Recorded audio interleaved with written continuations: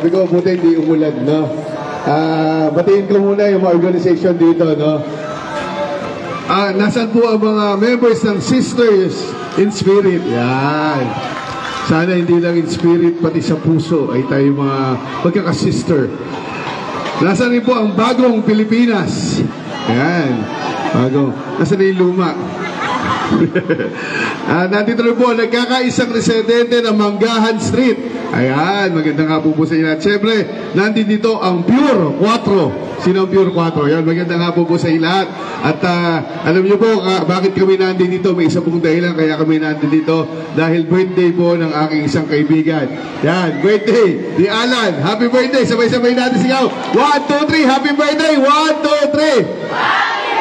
Ayan, at maraming salamat Alan dahil napakasipag po talaga ni Sir Alan, no? Talagang kasama na po namin sa opisina. Kahit hindi pa po ako nanunungkulan noon, kasama na namin si Sir Alan. Nandun pa lang po ako sa TPMO and Toro. Kaya kasama na po namin siya na makatulong po sa paglilingkod. Anyway, hindi ko na po pa pakakatagalin, no? Alam ko naman, gusto ko lang din talagang makadalaw din po at makamusta po yung mga taga Barangay Pineda. Pagpasensya nyo na po kung talagang naging madalang ang aking pagdalaw. Ngayon, naririnig nyo po, no? Yung ginagamit kong termino, baka narinig nyo na sa aking ibang pagsasalita. Dalaw na lang ang ginagamit ko, no? Kasi, ang dami nagsasabi lagi, ulitin ko po, guilty rin ako. Dati, ganyan din ako tumingin sa mga iniluluklok natin, masyadong mataas. Tatayo, Konsi Volta, kailan ka bababa? Mayor Vico, kailan ka bababa? Vice Mayor, kailan ka bababa? Minsan kahit sa Kapitan Kapitan, kailan ka bababa dito sa purok natin? Masyado, bakit po natin sinasabing bababa? Kasi yung mga inihahalal natin, inilalagay natin masyado sa taas. Wala naman pong mga pakpak yan para kailangan lumipad at bababa, no? As much as possible, kailangan po sa good governance na amin pong vision, talagang kailangan po maging pantay po ang mga tao. Kasi sa totoo lang, kahit naman sa national, di ba, ako, bumoboto ako sa national, bumoboto ako ng senador din, no? Dapat maramdaman din nila na tuwing pagdating lang ng eleksyon, nagiging parang gustong-gusto nilang manligaw sa mga tao at magiging kapantay. Pero, yan po ang gusto ko ng pong yan ang isang advocacy natin, kailangan po ipantay natin. Baka nagtataka kayo kung bakit ano yung pinagagaling ng salita ko, hindi ko na po itatago. Bago po ako naging politiko, ako rin po ay nakipaglaban sa kalsada. Ayan. Hindi naman itinatago natin yan, no? Ako po dati rin, hindi ko na babanggitin yung aking grupo. Kaya naka-live nga pala tayo. Pero sa mga kasamahan ko dati, magandang hapon. Pero mas pinili ko pumunta po sa gobyerno para po yung aming mga ipinaglalaban doon yung may sa katuparan, makatulong ko sa may sa katuparan. Pero ako po, hanggang ngayon naniniwala po ako, dapat po talaga ang nanunungkulan at ang mga mamamayan, lagi tayong pantay. No? Kaya please, pag tinanong niyo ako, huwag niyo na akong tanungin kailan bababa, no? Baka mapagkamalan niyo pa po akong manananggal. Dahil baka sabihin hindi anghel baka manananggal. So anyway po, kami rin po, gusto ko lang din po ipalala, no, na kami po sa Akay ni Sol, katulad po ng mga nabanggit ni Sir Dex, libo-libo na pong mga wheelchair ang naibigay namin, libo-libo na rin pong mga saklay, hearing aid, pero meron pa rin po kami gusto pong ibigay na serbisyo, yung extra na kanina po ang kanyang binabanggit. Pero alam niyo po, ang pinakamahalaga po doon, na-realize ko kasi dati, sino dito sa inyo bumoboto ng party list? Tanong ko lang. Baka wala, no? Buti marami. Kasi dati, pag natanong ko, bumoboto lang sila hanggang senador. Tapos di na bumoboto ng party list. Tanong ko bakit? Sabi niya, wala naman yun. Tuwing eleksyon lang naman nakikita ng party list na yan. Kaya ako po naging sinuri ko pong maigay yung aking sinamahan. Kaya po, sayang din natin nagawa na naman dito, Sir Dex. Kaya nga po kami, ako po, nung nakasama ko sila, nakita ko po na talaga pong ngayon pa lang tumutulong po. No? Yun po ang pinaka-importante. At katulad ng sinabi ni Sir Dex, walang kawala ang Akay ni Sol kapag nanunungkulan na po. Dahil ang opisina po ng Akay ni Sol dito sa NCI ay nandito po sa Pasig. At nakikiupisina po ako sa kanila sa may Palatio po. Alam niyo naman, malapit na pong gibain ng City Hall at dilipat. kung ginagawa ng issue na hindi ko maintindihan kung ba't ginagawa ng issue, nakakatakot po dun. Sa opisina po namin, talaga puro crack na, no? So anyway po, yun po ay malapit na po kami lumipat, no? At siyempre, dahil sa paglipat namin, 2 taon siguro gagawin po yung City Hall bago makabalik po uli dyan. Gusto ko meron pa rin pong opisinang malapit. At very thankful po ako sa akin ni Sol dahil inampun nila ako. Kaya ang magiging opisina ko po temporary habang ginagawa pong City Hall, hindi po dun sa Manggahan o Rosario, Mangga boundary. Dito pa rin po sa may Palateo, sa likod din po ng City Hall. Kaya palakpakan po natin ang akin ni Sol. Kaya hindi po ako malalayo, no? Kaya tuloy-tuloy po ako ng mga services na ibibigay po natin. Parang yun po ang pinaka-headquarters namin, no? Habang ginagawa po yun. At syempre po, alam ko meron po mga kumuha dito humiling sa amin ng medical assistance. Pasensya na po kayo dun sa sa delay. No, alam niyo naman po, ang ating pong mayor, no, at lalo po ang konseho, yan po gusto ko paliwanag. Hayaan na pong medyo may delay. Kesa po minamadali, nananakawan naman tayo. Yun po ang pinaka-importante, no? So may delay po kasi po sinusunod po namin ng proseso ayon po sa batas na dapat po meron pong indigency, meron pong reseta at meron pong ayun, no? So, ngayon din po sa amin po at babanggitin ko po, diretsahan po ito, wala pong hinahawakang cash ang mga konsehal. Ang lahat po ay nandun po, dumadaan po sa swak. No? Kaya po doon, alam ko parang meron din coverage ang isang araw doon ng iNews. Makikita nyo po, doon po pumipila. Pero minsan naman po, pag kami po, ang aming opisina, nagkakaroon po ng pang-abono. Yan. Kasi alam ko, natatambakan po talaga kami. Ngayon po, ang delays po namin, nasa 1,500 na po. Ginagawa po namin, kami po ang dumadalaw sa barangay, mismong barangay, at kami po ang nagbibigay na ng abono doon sa assistance. Kaya makakasa po kayo, patuloy po namin dyan gagawin kasi alam po namin talagang marami pong nangangailangan, lalo na po dito sa Barangay Pineta. Yun lang po. At yun lang po. Alam niyo naman sa traffic, diyan ako nakilala, lalo na sa Toro, sa tricycle. Meron ba dito mga kamag-anak ng tricycle driver? Ay, meron. Ilan. Pero anyway, ito pong ginagawa ko ay para po makatulong na talagang maibaba pa po ang pamasahe. No? Alam niyo natin, minsan ang dami reklamo, lalo na tuwing araw ng sweldo. Ang dami naniningil ng sobra. Pero napag-aralan po natin, nung naging happy po ako ng Toro, nung tumama po ang pandemic, hindi po tayo naningil ng prangkisa. So ngayon, pinag-aralan ko. Diba, kapag nagingin ng medical assistance o ng financial assistance sa City Hall, magkano binibigay? Isang konsehal, magkano? 500. Yan. Dati, may 50, isa-isang daan pa, kapit pa nila yung pera. Pero yung po, totoo ha. Pero kayo po, hindi nangyayari yun. May makakatagap 200, 300. Pero na kami inabutan namin, talagang 500 pala per councilor, no? So, ibig sabihin, kung ikaw po, nag-request ko sa 3 konsehal, sa 6 na konsehal, dapat 6,000 matanggap, 3,000 na matanggap mo. Diba? Kung kasama ang kabilang distrito, dahil pag financial assistance po ang hiningi, o sinabi talagang malaki po yung yung gabayarin sa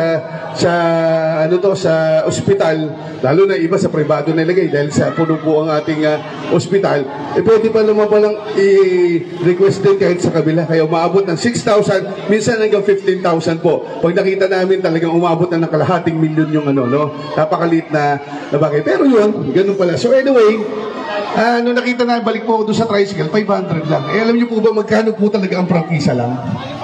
450 pesos lang po ang prangkisa. Kada isang taon. Pero grabe ang bentahan, no? 100,000, 200,000. Kaya unti-unti po natin pinaayos at pinapala. Pero ngayon po, nung nakita ko yan, sabi ko, at ang sabi kasi ng Local Government Code, kaya ibinigay sa pamahalaan ang pagbibigay ng prangkisa. No? Kami po ang pag-regulate, binigay po sa pamahalaang lokal para po ang totoong makakuha ng prangkisa ay yung may hirap. Nakakalungkot, minsan yung mayayaman ang may prangkisa. Imagine mo, may 20 unit, may nalaman pa nga ako, 50 pa yung unit, nakakagalit, no? Hirap na hirap yung isang mamamayan makakuha ng isang prangkisa. Meron ng panahon, pinayagan ng 50. Kaya yung palakasan dapat matagal. Pero babalik tayo doon sa magandang balita. Kasi gusto ko, ang hihiling ko lang sa mga driver, sumunod lang kayo sa batas, trapiko, sumunod lang kayo doon sa taripa kung magkano ang tamang pamasahe. Alam niyo po ang gagawin natin. Simula po January, kauna-unahan siguro ito sa Pilipinas, libre na po ang prangkisa sa Pasig City. Wala na pong babayaran. Para ang tunay pong makinabang sa mga susunod, kung bubuksan po uli, nakasarado po ngayong prangkisa, ang dapat po tignang mabuti, no, ng ating pamahalaan kung mahirap yung tunay na nangangailangan, yung walang talagang trabaho ang bibigyan. Kung kat maaari nga, yung walang pambili ng tricycle ang bigyan ng prangkisa. At dapat ang gobyerno ngayon ang gumawa ng paraan para mapautang ang mamamayan na mahirap na makabili ng tricycle. Tama po ba? So dapat po talaga yan, alam nyo po, pasensya na kayo, sinasabi nila, bakit ba lagi ako nakatutok sa tricycle transportasyon? Kasi nung nagpunta po ako dyan, talagang nakita ko po talaga, isang sample po talaga na nangangailangan mga tricycle driver. Sabi ko sa buhay ko man lang, may 12,000 dito na tricycle driver na talagang mahirap na matulungan ko, siguro plus points ko na yun sa langit. Pwede na po yun, no? Kaya sana maintindihan nyo po kung bakit yun po yung advokasya ko, no? At alam nyo po, talagang ang transportasyon napakahalaga po sa atin. Magiging maayos po. Nagpupunta po ako, nakakadalaw ko sa ibang bansa. Bakit po mayaman sila? Walang traffic. Ang bilis pong makapunta sa isang lugar. Pag may traffic po, umaano po yung ano natin, no? At pag wala pong masakyan ng tao, yung bumabagal po ang pag-unlad. Yun po talaga. Sino ba? Pag ang isang mahirap pa lang na nurse ay papasok sa trabaho, sino ba naghahatid? Tricycle, jeep, bus. Diba? Sa totoo lang. So napakalagang transportasyon. Pag mamimili nga lang tayo para may makain, sino magdadala? Transportasyon. Yung mga pinamimili natin doon, sino nagdadala sa palengke ng mga gulay at transportasyon pa rin. So gusto ko ipaliwanag yung kaya nila masyado kong binibigyan din. Ang gusto ko po talaga magawa natin ito, magkaroon lang ako ng bahagi para maayos ang transportasyon sa Pasig at mas lalo po tayong umulad ng buhay natin. Yun lang po yun, no? At meron din po akong isa pa pong inakda na may kinalaman pa rin sa transportasyon. Pero sabi nila, bakit transportasyon na naman? Pero po ito, malinaw po ito, pakinggan nyo ha, kung bakit ko po ipinasa tong ordinansang to. Para po matigil na kahit papano, makatulong ako para matigil po ang politika. Nung inabutan ko po dati sa Toro at TPMO, pag meron pong nahuli, no, na kahit sinong nagkamali sa kalsada at manghihingi ng discount, ano po ang gagawin? Pupunta sa opisina ko, nasa Santo Tomas, maglalakad, papunta sa City Hall, papanik sa 7th floor, maghahanap ng konsyal, malas pag wala. Pag meron, magpapapirma ng discount. Pinuin mo, kailangan pa ng pirma ng konsihal. As bababa uli, babalik dun sa opisina namin para bayaran. Alam niyo po, nung nandun ako, kahit nung happy ako, hindi ako makapayag. Bakit may kailangan pirma ng konsihal? Eh, ang benepisyo dapat, wala nang kailangan, ibigay mo na. Sinasabi naman ng batas, pwedeng bigyan ng discount ang Pasigueño. Kaya nung naging konsehal ako, sabi, ang luhi na naman ni Volta. Kung kailan siya naging konsehal, gusto niyang tanggalin yung pipirma ako o pipirma ibang konsehal para, kasi minsan, pag ikaw nahuli, lalapit ka sa akin, ang tingin ng politiko yan, may utang na loob ka sa akin. Pinirmahan ko. Pero dapat po matanggal na yon. Kaya nung simula nung January, nung ipinasa ko po ang ordinansa, ngayon po, basta ang isang nahuling driver, kahit ano pang minamaneho niyan, kapag ang lisensya po, ang nakalagay po, ay ang address ay Pasig City, dahil yan naman ang sabi ng ordinansa, ang tinanggal ko lang po, wala na pong kailangang magpapirma kahit sinong Poncio Pilato. Automatic po, 20% discount na po ang Pasigueño, basta taga-Pasig kayo. Sana po, maintindihan niyo ko bakit. Kasi ako, bago naman ako naging konsehal, ordinary citizen na ako. Nakakapagod po na magpapirma, pumunta ako kani-kanino. Kaya po, nadidelay po ang serbisyo. At ang tawag lang po doon talaga, politika. Wala na po kung ibang maiisip kung bakit kailangan magpapirma po kay Volta. Kung yung serbisyo, kahit wala namang pirma ko o pirma ng mayor, pwede namang ibigay sa mamamayan. Katulad po yan, sana po, katulad po yan, yung natatanggap natin pamaskong handog, sana na-enjoy yun na. Dati, kailangan ng organisasyon. Ngayon, wala na. Kahit sino na, basta taga Pasig, minsan nangungupahan pa nga, basta inabutan dito sa Pasig, meron pong biyaya sa Pasig City. So again po, napahaba na yung aking kwento, namiss ko lang kayo, no? Pero ang pinunta po talaga namin dito, dahil patagal nga kami hindi nakapunta, alam nyo naman, at alam nyo po, na-hack po yung aking Facebook. Kilala ko dati, linggo-linggo, nagpaparaffle ako sa Facebook, yan ang ano ko libangan ko pag walang magawa na, no? Nagla-live na ako. Hindi ko po magawa ngayon kasi yung Facebook ko, merong mabuting loob. May masamang loob, di ko maintindihan kung sino sila. Hinak po yung Facebook ko. Dahil alam nila, may 69,000 na pasigyenyo doon na araw-araw nanonood sa akin. So, ngayon, di tuloy ako makapag-ano man lang. Kaya ang gagawin ko, kailangan po bumaba. Kaya nga po ngayong araw na to, pinilit namin, ilan tayo nandito? 115. Pagpasensya nyo na po kasi yung amin pong mga grocery, ilan itong box na to? 50. Tapos kay Akin Sol, meron pong 10 and 20.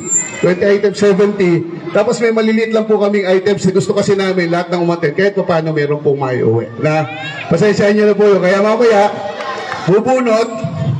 Lahat naman po, meron pong uwi kahit pa paano po. Wala po yan sa Akin ni Sol at inyong lingkod, Volta de los Santos. At alam nyo po, dito lang namin yan sinimulan. Nagpunta na po kami, nakatapos na kami alas sa Kalawaan. Pero ang ginagawa po namin, may mga maliliit lang kaming items na binibigay. Pero sabi ni Akin ni Sol, ako, medyo na-late na tayo ng pagpunta sa Pineda. Kailangan, ang unang baba natin, dahil espesyal na araw, birthday ni Alan, kaya po kailangan, lahat po nang nagpalista doon, ay mabigyan namin kahit maliit na item. So, okay lang po ba yun, So, again, maganda nga po sa at pati doon sa mga batang na yun dyan, na mga nag-basketball, nakita ko na si Idol kanina, na napakasibag din magturo sa mga kabataan ng basketball, no? So, again, simulan na natin ito. Mababati pa ba si Alan ng Alan, halika dito. Pala. Ito si Alan, ang tawag sa akin dito, Daddy. Oo. Pero totoo, muti ko na maging boyfriend to. Si Alan. Hindi, nakakatawa. Alam niyo po, kahit sa ibang barangay, ang mga aking mga alaga, mga aking mga anak ay mga member ng LGBT kasi masayang kasama sila. Sa totoo lang. Dahil yung trabaho ko po, alam niyo naman yung trabaho ko bago ako naging alam niyo po ba? Bago po ako naging konsyal, ang trabaho ko po, hindi po ako bakla, sabi nyo, bakla yata si Coach. Hindi po ako LGBT, no? Pero bago po ako naging konsyal, ako po ay writer, no, sa telebisyon. Baka may nakapanood ka ng mga teleseryeng isinulat ko. Meron pa sa GMA7. Ang huli kong sinulat dyan, Oh My Love. Kaya kay Lovie po, no? Pero yon, ang mga kasamahan ko, ang staff ko, karamihan, LGBT. Kaya ang saya po ng, ng trabaho namin. Pag isama mo LGBT, di ka maaantokin, di ba? So kaya gusto kong staff lagi ng LGBT. Kaya nagtataka sila bakit, umaga marami rin kami mga barkada na naman. May mga pumunta pa sa office, talagang pag yung mga galing ng ABS sa GMA, mga talagang kalabo, mga models. So yun po ang trabaho ko. Baka may nakapanood sa iyo. Sigurado ko marami nakapanood dito. Yung mga pelikulang sinulat ko. Yung Mang Kepweng. Ayan, Kepong Navarro. Yan ang isa sa mga medyo kumitang pelikula ko. So anyway po, papatiin muna natin ang ating birthday boy bago tayo magsimula sa Ramol. Para ito pong napaka-bait natin kaibigan, si Sir Alan. Okay. Sir ba o Sir na lang. Kahit ako daw. Magandang hapon po sa inyo lahat. Salamat po sa mga nagpunta dito at nakinig at nakisaya. Thank you po. Simulan na po natin. Pero ako po may pakiusap ako sa inyo, bago ko sabihin ko ano yung aking party list, maging mapag-check po tayo sa mga iboboto natin party list, no? Kasi yung party list, katumbas po niyan, isa pong congressman, no? At sana po talaga suriin natin mabuti. Pero ako magsasabi, hindi pa naman po panahon ng eleksyon, hindi naman po ito sa nangangampanya tayo. Pero ako, nakita ko po ang aking ni Sol, no? Karapat-dapat po silang magkaroon ng upuan po sa konseho, sa kongreso. Kasi po, itong aking ni Sol, nakita ko po talaga, totoo po ang intensyon. Kasi kung ano po to, kung hindi totoo ang intensyon, marami po dyan ang gagawin, mamimigay ng pera, bibigyan ka lang ng pera para maiboto. Yun talaga intention, pag hindi tama, ang gusto lang, bibigyan. Pero po dito, ang binibigay po nila, serbisyo talaga. No, serbisyo talaga. Kaya napahanga po ako, no? Kasi yun ang bili ni Mayor Vico, no? Bumili ka na lang ng marami pang serbisyo ng mga gamit, pati mga groceries, yun ang pamigay nyo sa tao kasi yun talaga. Pero yung pag binibili po, alam ko galing, ako, pero lang po kung babanggitin, pasensya na, mabanggit ko na lang din ngayon. Pero nung panahon, balikan nyo po lahat ng speech ko nung nangangampanya ako noong 2022, hindi ko po ito binabanggit. Kasi ayoko ginagamit tayo may hirap sa kampanya. Ayan totoo po yan Ako medyo kinikilabutan po ako pag may mga kandidato na ginagamit ang pagiging mahirap sa kampanya. Pero ako po, dahil nakaupo naman ako ngayon, matagal po mahilig siya, maikwento ko lang po. Alam niyo po ako, galing din naman ako sa, parang pare-pareho po tayo, no? Nasa middle class tayo. Tambak Bambang po ako. Lugar na nga lang pangalan ng lugar ko. Alam niyo po, Tambak Bambang. Ilog, Tinambakan, pareho nito, naging mga bahay. So, doon po ako nanggaling. Kaya po ako, alam na alam ko, kapag ako po, gusto lang akong bulahin ng isang kaya sabi ko lang po, alam ko po, tayo po mga nanggaling po dito, no, sa sektor natin, no, naniniwala po ako, tayo po yung may pinakamakapangyarihan na, pag nagsama-sama, kaya wag po tayo magpapagamit po sa mga pwede naman nating tanggapin yan.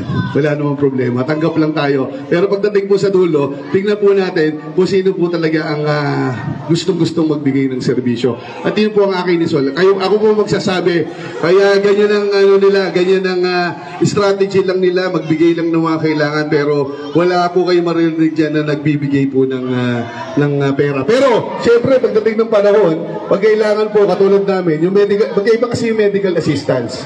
Medical assistance po, binibigay kasi kailangan ng tulong medikal.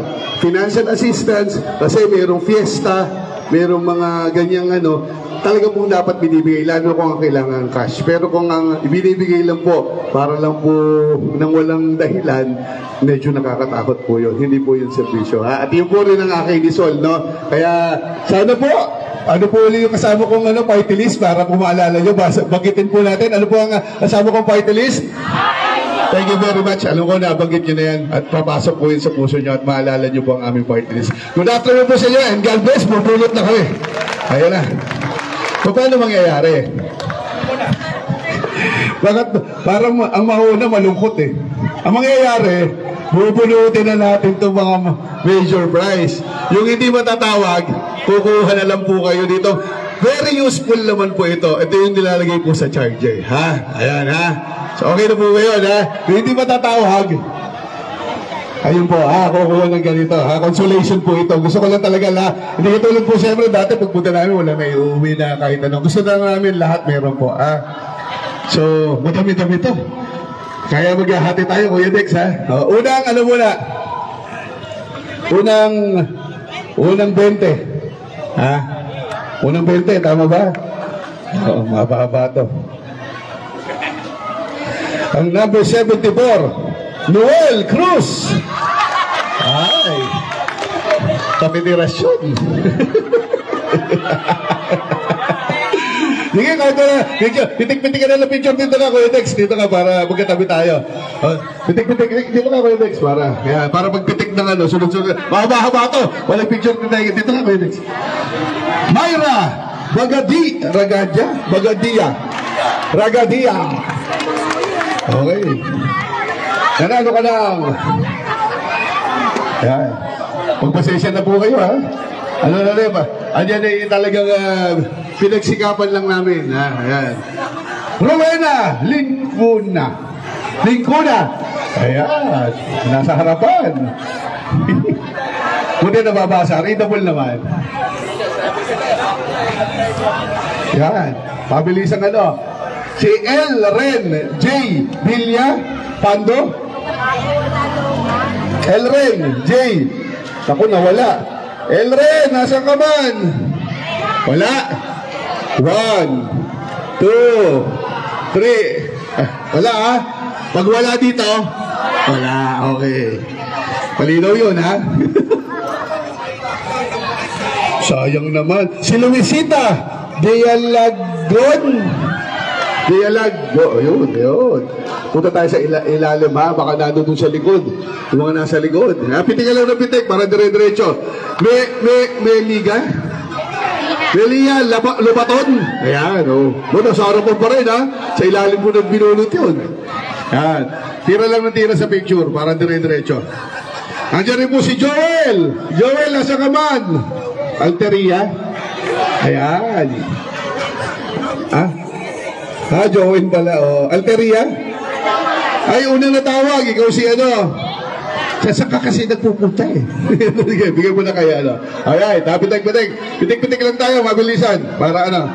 Okay. Para makadami. Nandun rin po ba? Uy, ang ganda nito pangalan to. Ibig sabihin nito, I love. Corazon Valerio. Corazon! Ayan. Batang-bata pa si Mami. Mami, senior na po ba kayo? Senior na. Ah, okay. Ayan, dadali na lang po dyan. Ayan. Tungkod po pala kayo. Ang may tungkod, di ba Akay ni Sol yung tungkod? Ayan, pag naluma yan, ha, meron kami sa Akay ni Sol. Para sa paborito. Okay. Yung hindi paboritong apo, ang paboritong apo si Karen eh. Si Gina. Gina Salcedo. Ayan, nandun si Gina. Ilan na yun? Ilan na, habilangan nyo ha, para si Kuya Rex naman. Tsaka si Wellington, si Alan.